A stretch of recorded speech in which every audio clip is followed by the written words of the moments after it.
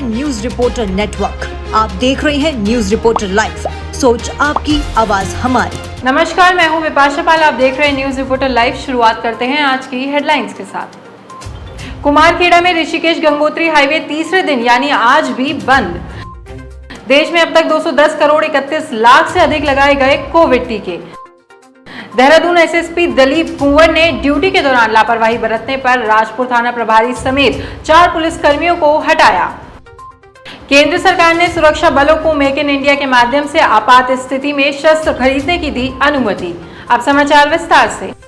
उत्तराखंड में आज मौसम साफ बना हुआ है। प्रदेश के सभी इलाकों में चटक धूप खिली है, जिससे तापमान में भी बढ़ोतरी हुई है। आपको बता दें, ऋषिकेश गंगोत्री राष्ट्रीय राजमार्ग NH 94 पर नरेंद्र नगर बाईपास के समीप कुमारखेड़ा में आज तीसरे दिन भी यातायात के लिए बंद है। यहाँ चट्टान से हुए भूस्खलन के कारण लगातार भारी यात्रा में बोल्डर सड़क पर गिरे हैं। वैकल्पिक व्यवस्था के तहत छोटे वाहनों का संचालन पुलिस प्रशिक्षण महाविद्यालय की सड़क से हो रहा है। वहीं नरेंद्र नगर रानी पोखरी मोटर मार्ग से भी वाहनों का संचालन किया जा रहा है, लेकिन बड़े वाहनों की आवाजाही अभी भी बंद है। राष्ट्रव्यापी कोविड टीकाकरण अभियान के तहत देश में अब तक 210 करोड़ 31 लाख से अधिक टीके लगाए जा चुके हैं। कल 29 लाख 25 हजार से अधिक टीके लगाए गए। इस दौरान 8,000 से अधिक कोविड के नए मामलों की पुष्टि हुई है और 9,000 से अधिक मरीज स्वस्थ होकर अपने घर लौटे हैं। वर्तमान में 96,506 मरीजों का इलाज चल रहा है। सोमवार को बॉम्बे स्टॉक एक्सचेंज का सेंसेक्स 872 अंक की गिरावट से 58,774 पर बंद हुआ। नेशनल स्टॉक एक्सचेंज का निफ्टी भी 268 अंक लुढ़क कर 17,957 पर आ गया। देहरादून के नए कप्तान फुल एक्शन मोड में है। राजधानी में अरसे के बाद ऐसा देखने मिल रहा है कि खुद कप्तान रात 3 बजे तक सड़कों पर हैं। एसएसपी ने रविवार के दिन चेकिंग के आदेश दिए थे, लेकिन लापरवाही का आलम देखिए। एसएसपी के आदेशों को भी बेहद लापरवाही से लिया जा रहा है। इसी क्रम में एसएसपी ने नाराजगी व्यक्त करते हुए थाना प्रभारी राजपुर चौकी इंचार्ज आराघर को हटा दिया है, जबकि अन्य 2 पुलिसकर्मियों पर भी कार्रवाई के आदेश दिए गए हैं। आपको बताते चले, इससे पहले एसएसपी देहरादून ने 6 चौकी इंचार्ज को व्हाट्सएप पर लोकेशन न देने के मामले में हटा दिया था। रात को मैंने अपने प्राइवेट वाहन से मैंने इनको एक टास्क दिया था कि भाई वाहन की चेकिंग होगी और स्पेसिफिक पॉइंट भी मैंने बताए थे, स्लाइडिंग बैरियर डाल करके चेकिंग करेंगे। उसी को देखने में निकला था रात के लगभग 1:30 बजे। 1:30 से लेकर के 3:30-4 बजे तक घूमता रहा। अपने प्राइवेट वाहन से मैं गया था, तो जहाँ जहाँ मैंने कमी पाई ही वहाँ कुछ हमारे पुलिस के अधिकारी कर्मचारियों को सस्पेंड किया। उसमें से राजपुर थाना प्रभारी भी है और चौकी प्रभारी आराघर भी है और 3-4 कांस्टेबल और हैं, उनको कल मैंने लाइन हाजिरी का आदेश कर दिया। बौर जलाशय गुलरभोज में आयोजित 33वें राष्ट्रीय कैनो स्प्रिंट सीनियर चैंपियनशिप 2022 का शुभारंभ केंद्रीय रक्षा और पर्यटन राज्य मंत्री अजय भट्ट ने झंडी दिखाकर किया। उन्होंने देश के विभिन्न राज्यों से प्रतिभा करने पहुंचे प्रतिभागियों से परिचय प्राप्त कर सभी का अभिवादन किया। उन्होंने खिलाड़ियों का हौसला अफजाई करते हुए कहा कि खेलों में जो जीत नहीं पाएंगे वह कतई निराश न हो, बल्कि अपनी कमियों को चिन्हित करते हुए आगामी प्रतियोगिताओं के लिए स्वयं को और अधिक जज्बे के साथ तैयार करें। सरकार ने सुरक्षा बलों को आपात स्थिति में मेक इन इंडिया के अंतर्गत हथियार खरीदने की अनुमति दे दी है।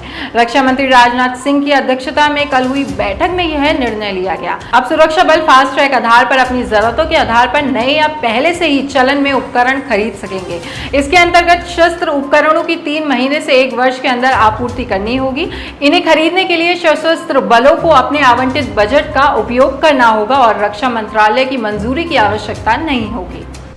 भाजपा के राष्ट्रीय अध्यक्ष जेपी नड्डा से हरी झंडी मिलने के बाद आज प्रदेश अध्यक्ष महेंद्र प्रसाद भट्ट ने नई कार्यकारिणी की विधिवत घोषणा कर दी है। भट्ट की नई टीम में क्षेत्रीय जातीय समीकरणों में संतुलन साधने के साथ महिला और युवा चेहरों को प्रतिनिधित्व दिया गया है। आपको बता दें कि सोमवार को नई कार्यकारिणी को लेकर राष्ट्रीय अध्यक्ष नड्डा के साथ प्रदेश अध्यक्ष भट्ट और प्रदेश महामंत्री संगठन अजय कुमार की 2 दौर की चर्चा हुई थी। नैनीताल जिले के MBA राजकीय स्नातकोत्तर महाविद्यालय हल्द्वानी में उत्तराखंड सरकार के मुख्यमंत्री नवाचार योजना द्वारा निर्मित धरोहर संग्रहालय का लोकार्पण उच्च शिक्षा मंत्री डॉक्टर धन सिंह रावत ने किया। इस संग्रहालय में उत्तराखंड की संस्कृति, धरोहर, बोली, भाषा, कुमाऊनी त्योहारों को दर्शाया गया है। इस अवसर पर कैबिनेट मंत्री धन सिंह रावत ने कहा कि आने वाली पीढ़ी को उत्तराखंड की संस्कृति के बारे में बताया जा सके, इसको देखते हुए संग्रहालय का निर्माण किया गया है।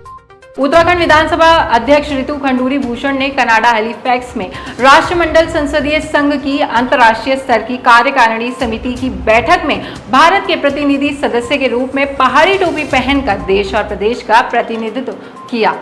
कार्यकारी समिति के सभी सदस्यों द्वारा प्रथम महिला विधानसभा अध्यक्ष और कार्यकारी समिति की सदस्य नामित होने पर रितु खंडूरी का स्वागत करते हुए उन्हें बधाई और शुभकामनाएं दी गई। और 19 अगस्त की रात मालदेवता क्षेत्र में अतिवृष्टि के बाद हुए नुकसान और राहत उपलब्ध कराने के लिए शासन और प्रशासन लगातार प्रयासरत है। इसी कड़ी में जिलाधिकारी देहरादून सोनिका ने आपदा प्रभावित क्षेत्रों की सफाई, कूड़ा निस्तारण, पेयजल की व्यवस्था, राहत सामग्री का वितरण, स्वास्थ्य पर्यवेक्षक और मेडिकल टीम, औषधि की व्यवस्था, बच्चों के लिए पोषक सामग्री और दूध की व्यवस्था के लिए विभिन्न जिला स्तर के अधिकारियों को कार्य सौंपे हैं। जिलाधिकारी देहरादून द्वारा दिए गए निर्देश के क्रम में आपदा प्रभावित क्षेत्रों में जरूरतमंदों को राशन और अन्य दैनिक आवश्यक वस्तुओं का वितरण किया जा रहा है, जिसका अनुश्रवण जिलाधिकारी देहरादून द्वारा व्यक्तिगत रूप से किया जा रहा है। इसी के साथ आज के समाचार समाप्त हुए। आप हमारे YouTube channel news reporter network को लाइक, शेयर, सब्सक्राइब कीजिए, साथ ही बेल आइकन दबाना ना भूलें। धन्यवाद।